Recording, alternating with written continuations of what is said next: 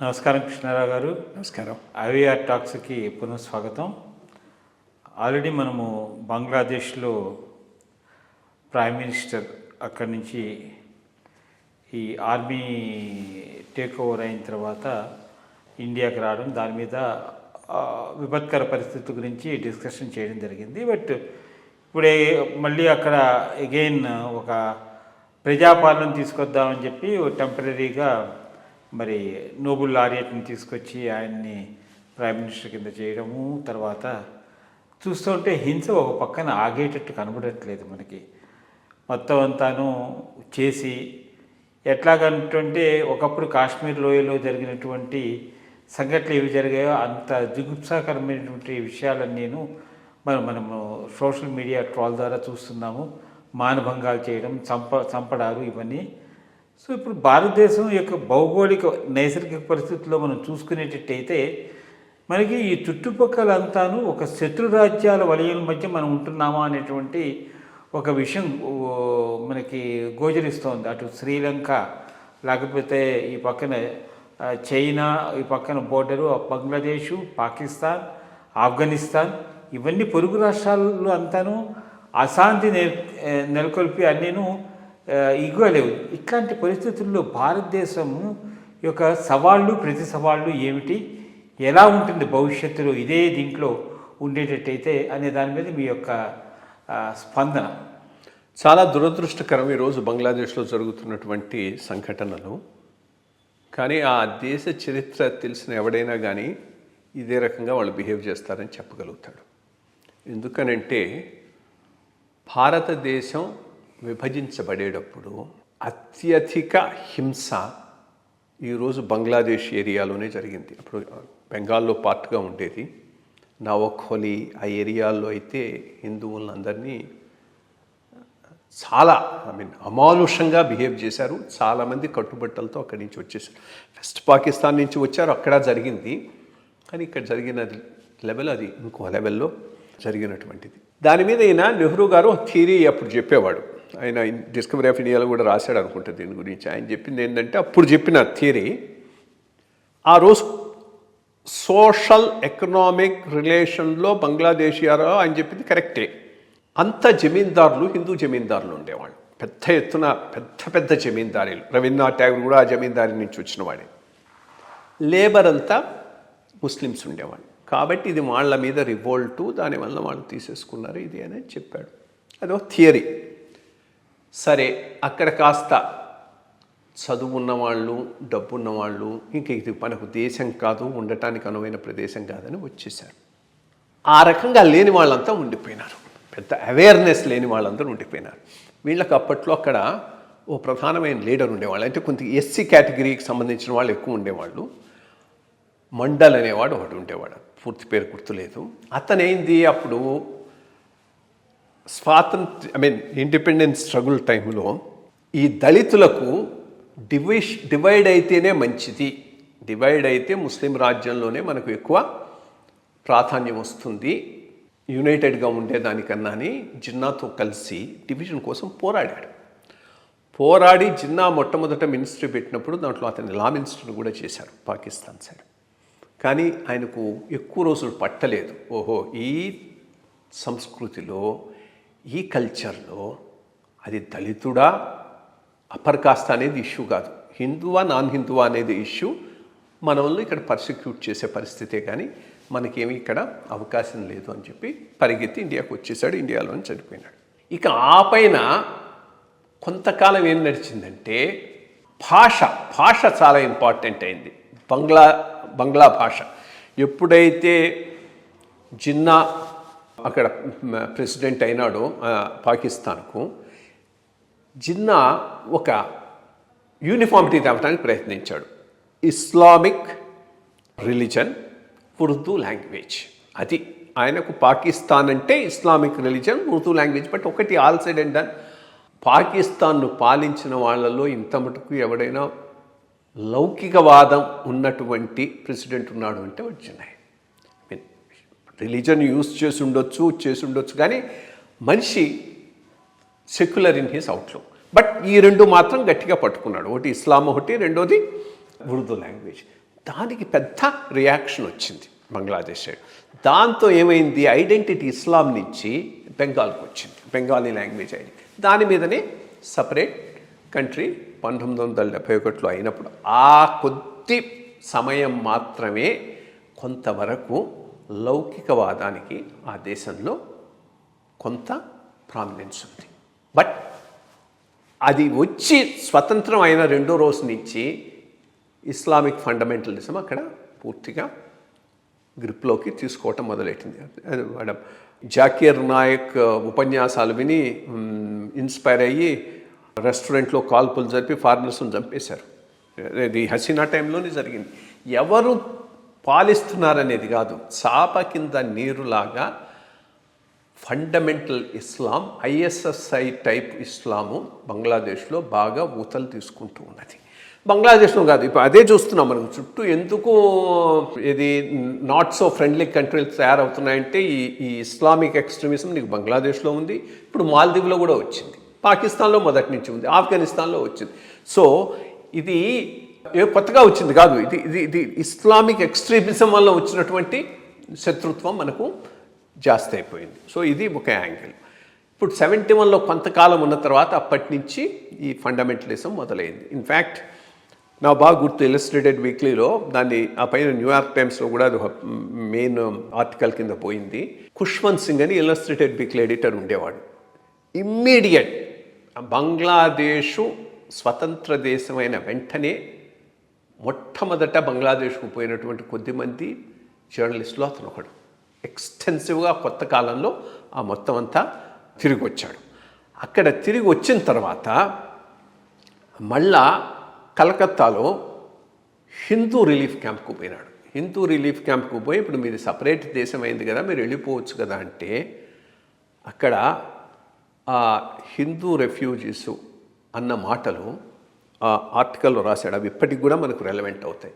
ఎక్కడికని పోతాం, మమ్మల్ని చంపింది, మమ్మల్ని దోచేసింది రజాకర్లు కాదు, పాకిస్తానీ వాళ్ళు కాదు, మా పక్కన ఉన్నటువంటి బెంగాలీ ముస్లిమ్స్. సో అటువంటి నైబర్హుడ్కు మేమేమని పోతామని ఆ రోజు వాళ్ళు అన్నారు. అది యాక్చువల్గా వెర్బాటంగా అతను తన ఆర్టికల్లో కోట్ చేశారు. ఆ పరిస్థితి ఈ రోజుది కాదు, 1971 నుంచి బంగ్లాదేశ్లో ఉన్నటువంటి పరిస్థితి. అదే టైప్ కల్చర్ ఇప్పుడు వెస్ట్ బెంగాల్కు కూడా ప్రాకుతూ ఉన్నది, ఇస్లామిక్ ఫండమెంటలిజం. అది ఇక్కడ ప్రాబ్లం. అందుకని ఎంత దారుణంగా చేస్తున్నారని అంటే, వీళ్ళు అసలు మనుషులా, మానవత్వం ఉందా, మరి అది ఎట్లా వస్తుందో తెలియదు. అందులో రెండోది అన్ఎంప్లాయ్మెంటు, చదువు లేదు, మత ఛాందస్వాదం. ఈ మూడు కలిసాయి అక్కడ. కలవటంతో చాలా చాలా హారిబుల్గా హిందూస్కి అయింది. ఈ రోజు కాకపోయినా ఏ రోజుకైనా కానీ సిఏఏను పెట్టి మొత్తం బెంగాల్లో ఉన్న హిందువులను తెచ్చేసుకోవటమే మనకు మంచిది. లేకపోతే వాళ్ళు అంటే ఎక్కడైనా అది కాస్త లౌకికవాదానికి కట్టుబడి ఉన్నటువంటి నాయకత్వం అయినా, లౌకికవాదాన్ని ప్రోత్సహించేటటువంటి ప్రభుత్వాలైనా ఎవరైనా ఉండొచ్చు ఇండియాలో ఉన్నట్టుగా. బట్ అంత వన్ సైడెడ్గా ఉండేటటువంటి దేశాలలో ఇంకోటి మనుగడ సాగించడం కష్టం. అది పాకిస్తాన్ కానీ ఆఫ్ఘనిస్తాన్ కానీ ఇప్పుడు అది బాగా స్ప్రెడ్ అవుతున్నది ఇస్లామిక్ ఫండమెంటలిజం. వెస్ట్రన్ ఆఫ్రికాలో క్రిస్టియన్స్ని పట్టుకొని చంపుతున్నారు, వాళ్ళు ఇష్టం వచ్చినట్టు చంపేస్తున్నారు. ఇప్పుడు బంగ్లాదేశ్లో జరుగుతున్నట్టుగానే. ఎక్కడ ఎట్లా ఉండాలి జనాలు అక్కడ? రెండోది, ఇది ఇంటర్నల్ ప్రాబ్లం అని కంట్రీ వదిలేయటానికి కూడా వీల్లేదు. ఎందుకంటే మిగిలినదైతే ఇప్పుడు అదే సమస్యని శ్రీలంకలో వచ్చినా ఇంకో చోట వచ్చినా నువ్వు అనొచ్చు. ఇక్కడ సమస్య ఎందువల్ల వచ్చింది? దేశాన్ని విభజించడం వల్ల వచ్చింది. దేశాన్ని ఏ రకంగా విభజించడం వచ్చింది? మత ప్రాతిపదికన విభజించడం. కాబట్టి ఎవరైతే ఈ పాకిస్తాన్, బంగ్లాదేశ్ సైడ్ ఉండిపోయినటువంటి మైనారిటీస్ ఉన్నారో వాళ్లకు అండగా నిలవాల్సిన నైతిక బాధ్యత భారతదేశ ప్రభుత్వం ఎవరున్నా కానీ, అది కాంగ్రెస్ కానీ బీజేపీ కానీ, అది కాదు ఇష్యూ అసలు. భారతదేశ ప్రభుత్వానికి ఉన్నది. ఎందుకంటే వాళ్ళు this is left over problem of legacy of partition. దేశ విభజన వలన వచ్చినటువంటి సమస్య ఇది. సో ఈ సమస్యను ఇట్లా మనది కాదు, అది ఇంటర్నల్ ప్రాబ్లం అని వదిలేయటానికి వీలైనటువంటి సమస్య కాదు. సో ఇది చాలా చాలా ఆలోచించాల్సిన సమస్య. ఇప్పుడు షేక్ హసీనా ఉందా లేదా అనేది ఒక విషయం. యూనస్ పాలిస్తున్నాడా లేదా అనేది ఇంకో విషయం. బట్ ఇస్లామిక్ ఫండమెంటలిజం స్ట్రెంగ్తన్ అవుతున్నది ఎక్కడ?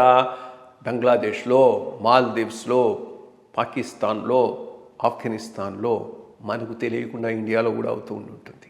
ఇది భారతదేశానికి బిగ్గెస్ట్ థ్రెట్ భవిష్యత్తులో కావాల్సి ఉంటుంది. ఇప్పుడు అతను అన్నాడు మహమ్మద్ యూనిస్ మంచి ఛాయిస్. యాక్చువల్గా నేను అప్పుడు యూనివర్సిటీ ఆఫ్ ఈస్ట్ ఆంగ్లియాలో ఎంఎస్ చేయడానికి పోయినప్పుడు, ఎంఏ ఎకనామిక్స్ చేయడానికి పోయినప్పుడు అతన్ని ఒక గెస్ట్ లెక్చర్కి పిలిచాడు.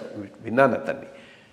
రియలీ అంటే చాలా గ్రాస్ రూట్ లెవెల్లో పూర్కు సహాయం చేసే విధంగా గ్రామీణ బ్యాంక్ పెట్టి పెద్ద రెవల్యూషనరీ వర్క్ చేశాడు. దాంట్లో ఏమీ డౌట్ లేదు. అది గుడ్ ఫేస్, ప్రపంచానికి కూడా ప్రజెంట్ చేసుకోవడానికి బంగ్లాదేశ్కు గుడ్ ఫేస్. కానీ ఆ ఫేస్ వెనుక ఎవరిని పెట్టుకున్నారా దీంట్లో?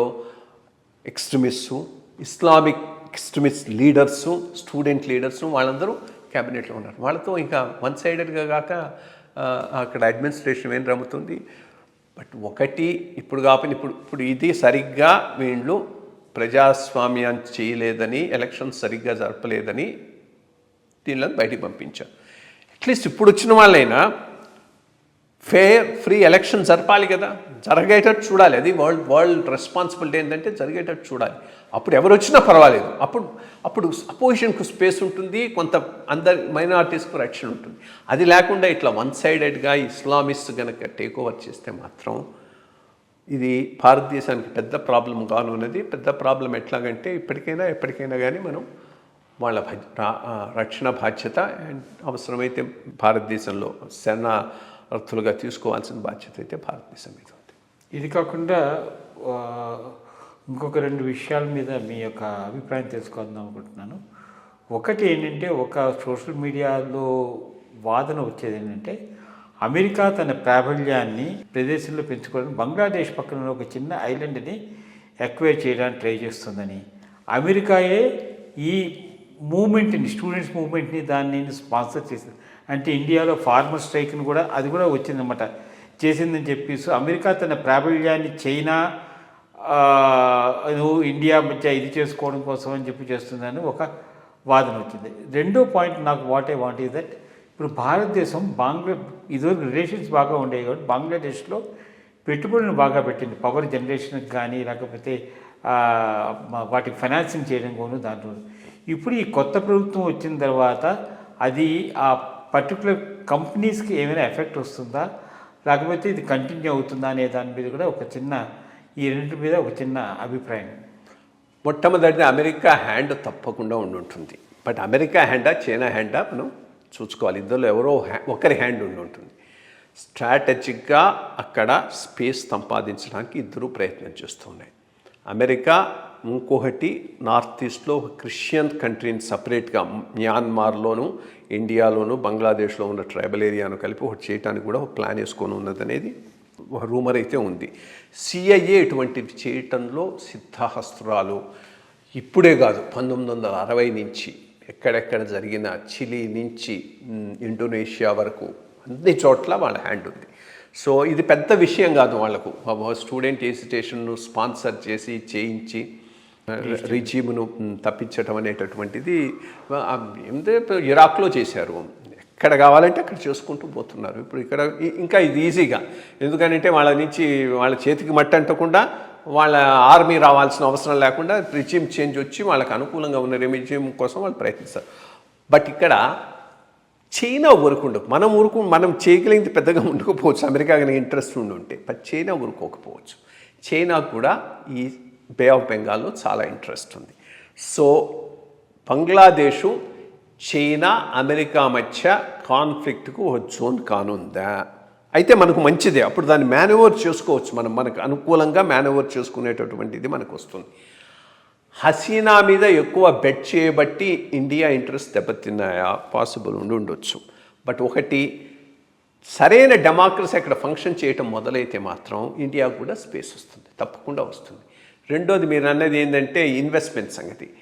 ఇన్వెస్ట్మెంట్లు పెట్టే కంపెనీలన్నీ చాలా తెలివిగా వాళ్ళ కాంట్రాక్ట్స్ను పెట్టుకుంటాయి. సో ప్రతిదానికి ఒక ఇంపార్టెంట్ ఆర్బిట్రేషన్ ప్రొవిజన్ ఉంటుంది. ఈ ఆర్బిట్రేషన్ ప్రొవిజన్ ఇప్పుడు లండన్లోనే పెట్టుకుంటారు, సో దట్ ఈ దేశంలో పరిస్థితుల వలన అది ఎఫెక్ట్ కాకుండా. ఇన్ఫ్యాక్ట్ మనకు బెస్ట్ ఎగ్జాంపుల్ మన ఆంధ్ర కంపెనీ ఏముంది, జిఎంఆర్. మాల్దీవ్స్లో వాళ్ళు అప్పుడు ఎయిర్పోర్ట్ కట్టారు. ఎయిర్పోర్ట్ కడితే ప్రభుత్వం మారంగానే దాన్ని క్యాన్సిల్ చేయాలన్నది. సో అది got into a legal problem. వీళ్ళు ఆర్బిట్రేషన్లో గెలిచారు. బికాస్ ఇది వ్రాయించుకునేటప్పుడు చాలా డీటెయిల్డ్గా ఫ్యూచర్ను దృష్టిలో పెట్టుకొని లీగల్ డాక్యుమెంట్స్ను రాయించుకుంటారు. సో ఇంటర్నేషనల్ ట్రిబ్యునల్కు పోయి నువ్వు గెలిచావనుకో, వాడైనా పే చేయాలి, లేకపోతే వాడి అసెట్స్ ఎక్కడ ఉన్నా, ఏ కంట్రీలో ఉన్నా అది సీజ్ చేసి పే చేయటం జరుగుతుంది. అందుకనే మనది ఐ థింక్ అదేది ఇంకొక కంపెనీ ఏది మొన్న ఫైనల్గా మన వాళ్ళు కాంప్రమైజ్ అయిపోయినారు. కేర్న్స్ అనుకుంటా, కేర్న్స్ ఆర్ ఫర్గెట్ దట్ నేమ్, ఏదో అమెరికన్ కంపెనీ, ఏదో యూరోపియన్ ఆయిల్ డ్రింకింగ్ కేన్స్ అని అనుకుంటాను. వాళ్ళ రాజస్థాన్లో దానికి అది మనం వోడాఫోన్ది, వోడాఫోన్ది ఒకటి, కేన్స్ అయింది, వోడాఫోన్ది అయింది. దాంట్లో గవర్నమెంట్ ఏదో చేస్తే, ఏది ట్యాక్స్ అది వేస్తే అది ఇంటర్నేషనల్ ట్రిబ్యునల్ అది చెల్లదు అని చెప్తే అక్కడెక్కడో ఫారిన్లో ఉన్న మన ఎంబసీ అసెట్స్ని సీజ్ చేస్తామని వాడు పిటిషన్ వేశాడు. అప్పుడు గవర్నమెంట్ వచ్చి కాంప్రమైజ్ అయిపోయి పేమెంట్స్ చేసింది. సో ఇది జరుగుతుంది. సో ఇండియన్ కంపెనీస్ ఇన్వెస్ట్ చేసినవేవి నష్టపోవు, బట్ బ్రాడ్గా ఇది జరుగుతున్నటువంటి పిక్చర్. మంచి జరగాలని ఆశిద్దాం. నమస్కారం.